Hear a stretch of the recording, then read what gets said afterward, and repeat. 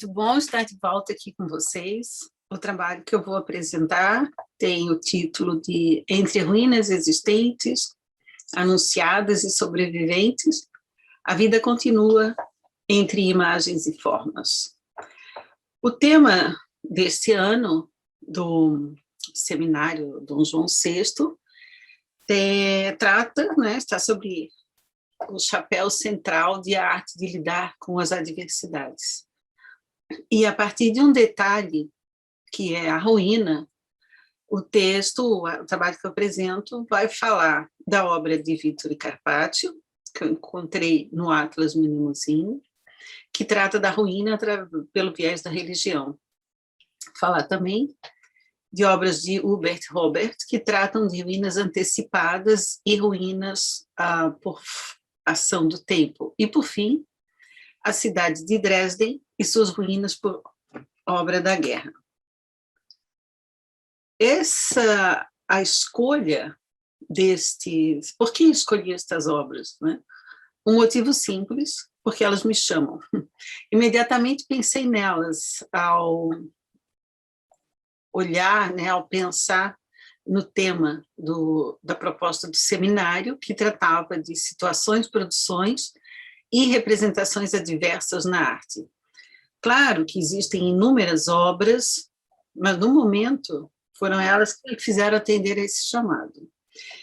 Então, claro que, ao falar de ruínas, nós estamos falando um pouco dessa febre por ruínas no mundo contemporâneo, que reflete, de certo modo, um sentimento de nostalgia, como um sintoma da nossa época.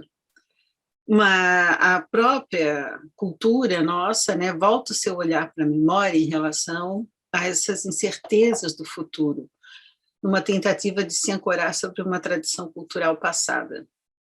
Entendo, sim, que esse sentimento de nostalgia evidencia um pouco também o fim das utopias modernas.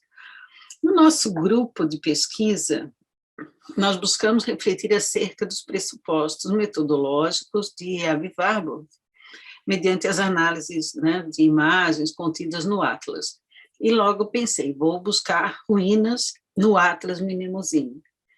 Mas, ao buscar por essas ruínas, seja por obra do tempo, obra de guerra, questões políticas, religiosas, ruínas por descaso, ruínas por incêndios, apesar desse elevado número de imagens que tem no Atlas, à primeira vista, não parece ser um tema muito abordado por Aby Warburg.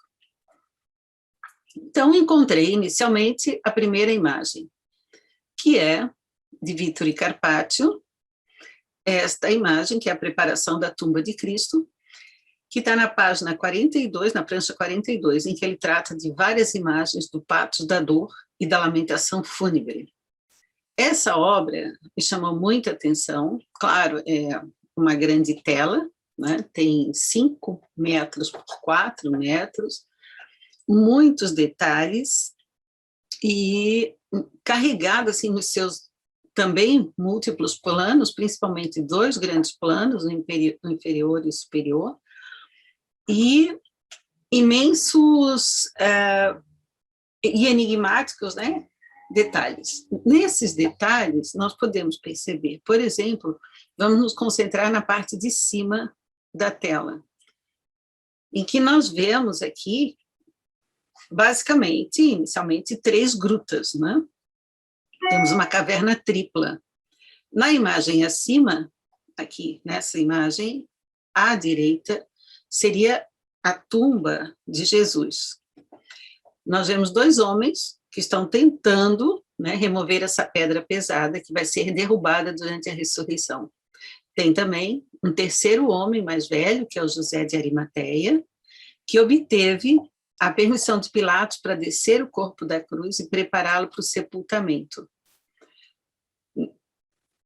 Na caverna lateral, essa imagem que eu acabei de escrever, nessa caverna lateral, nós vemos uma entrada, em que há um caminho que leva para a subida do Calvário. Temos também uma simulação de um arco triunfal, muitas ruínas romanas, um óbvio entulho aqui de arco romano. Então, não é mais um imperador pagão que triunfa, mas Jesus, que em 2 dias vai ressuscitar.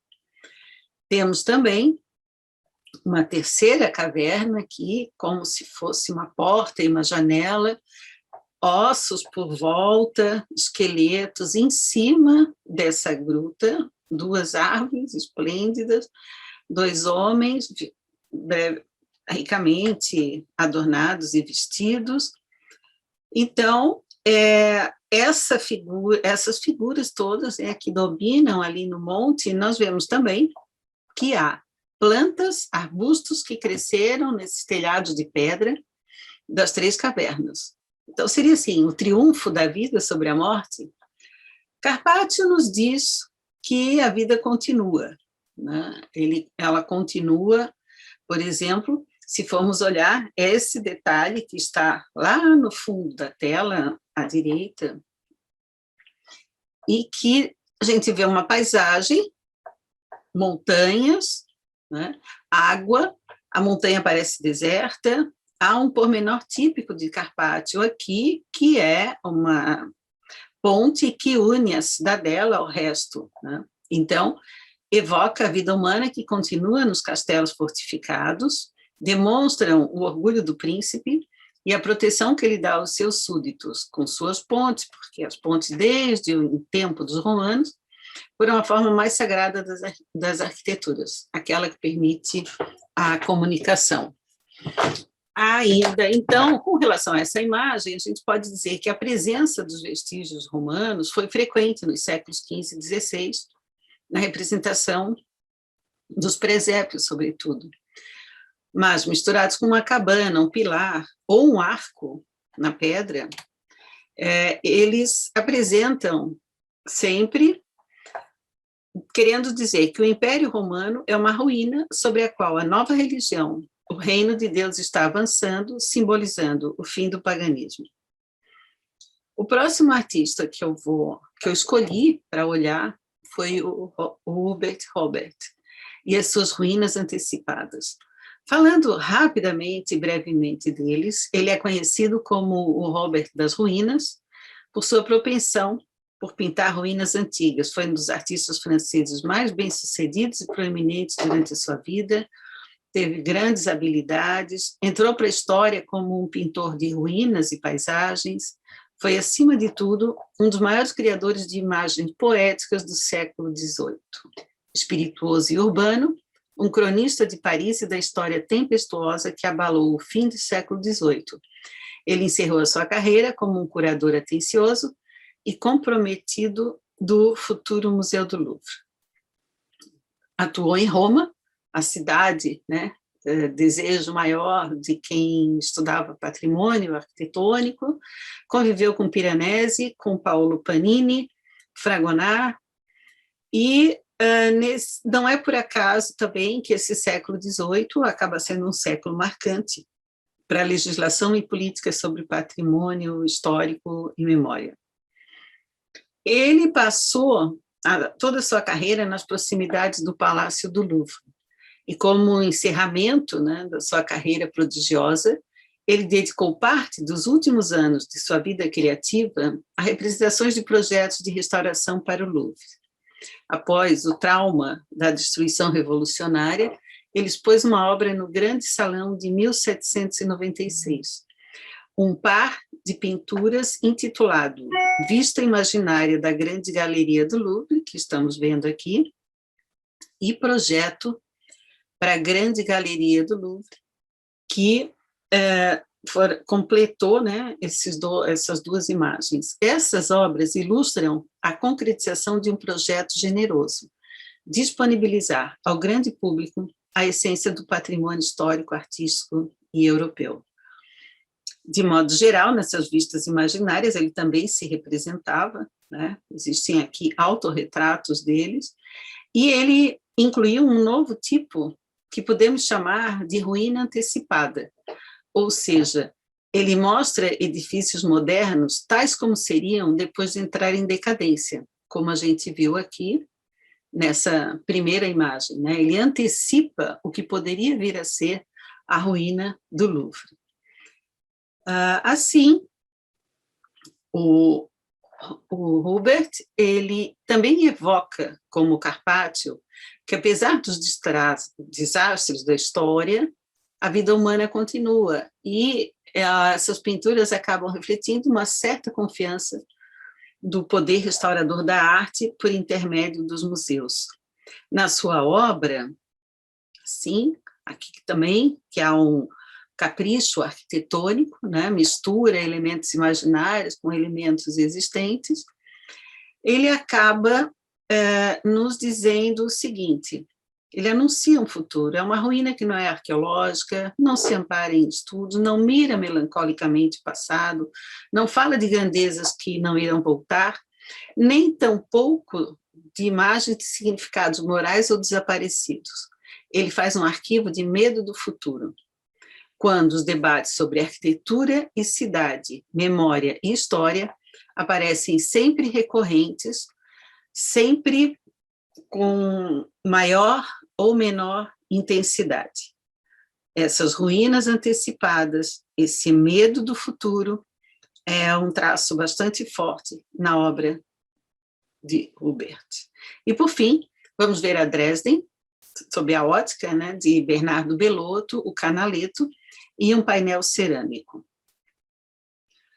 A cidade de Dresden foi destruída na Segunda Guerra Mundial, e Bellotto havia elaborado sobre essa cidade pinturas, desenhos e gravuras que descrevem poeticamente a cidade, seus monumentos, palácios, suas igrejas, sua gente. O rio Elba, né, sempre em ponto destacado. Representou ainda o plano de urbanização, ruas, praças, parques, vegetação, o rio Elba do lado direito, do lado esquerdo, de frente, todos os monumentos. Então, ele deixou uma vasta obra. As obras de Bellotto têm um alto valor artístico e, ao mesmo tempo, são documentos extraordinários da era augustiana. Além disso, ao retratar, aqui temos a Dresden atual, mas ao retratar a cidade como ela foi naquele período, ele possibilitou que, após a Segunda Guerra, essa cidade fosse reconstruída. Então, essa cidade que foi bombardeada durante a Segunda Guerra Mundial, em que estima-se que 35 mil pessoas morreram, foram usados 1.400 aviões, lançaram de forma indiscriminada 3.500 toneladas de bomba, a cidade basicamente estava num cenário de devastação. E ela foi reconstruída no século XX a partir dessas imagens que Bernardo Bellotto legou, né? Ele ficou muito tempo morando na cidade, acabou sendo como um pintor oficial da corte, e as suas pinturas extremamente ligadas à realidade e verossímil, né? Poderia ser, sim, podemos até interpretar a obra dele que, partindo da forma para as visões do social, do cotidiano, vejam pessoas aqui, ele retratava as pessoas, né, do cotidiano, do histórico, as suas pinturas, as suas paisagens, gravuras, existe sim uma fusão da realidade idealizada, mas fazem parte desse mundo real que admitiu, por fim, a elaboração futura de um novo mundo possível, né, reconstruído após a guerra. Então, aqui, algumas dessas imagens de Bellotto, só para ilustrar essa cidade que foi possível de ser reconstruída. Um outro trabalho sensacional, então aqui, né, uma vista atual de Dresden, reconstruída após a Segunda Guerra. E também, finalizando, vou falar do famoso pórtico aqui, que é a Procissão dos Príncipes, que é o maior mural de porcelana do mundo, com mais de 100 metros de comprimento, e que foi construído em 1871. Esse mural era o antigo estábulo real e conta a história de mais de 1000 anos de glória da cidade de Dresden. Bom, também, na madrugada de 13 de fevereiro de 1945, quando ela sofreu esse brutal bombardeio. Durante mais de 15 horas, 7.000 toneladas de bombas caíram sobre Dresden, destruindo mais da metade das habitações e um quarto das zonas industriais. Com isso, a cidade ardeu em chamas, derreteu sob a ação do fogo, mas esse painel permaneceu. Feito de cerâmica, ele resistiu a temperaturas de mais de 1.000 graus. Então, aqui a Dresden reconstruída, e aí pergunto, o que nos resta quando parece que nada mais resta? Pois bem, Vittore Carpaccio nos ensina, em suas ruínas, o poder restaurador da arte e da religião, por intermédio de um artista que conhece a história. Hubert Robert nos diz que, apesar dos desastres da história e do medo em ver tudo se transformar em ruínas, em suas ruínas antecipadas, nos ensina sobre o poder restaurador da arte por intermédio dos museus. Bernardo Bellotto, A Cidade de Dresden e seu papel cerâmico refletem uma certa confiança no poder restaurador da arte pela ação dos homens e da força da matéria.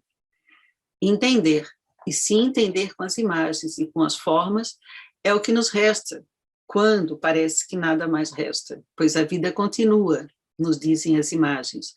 A ruína nos dá lições de vida. Ela é a hipótese do seu erguimento, um alento de esperança em tempos de arte na adversidade.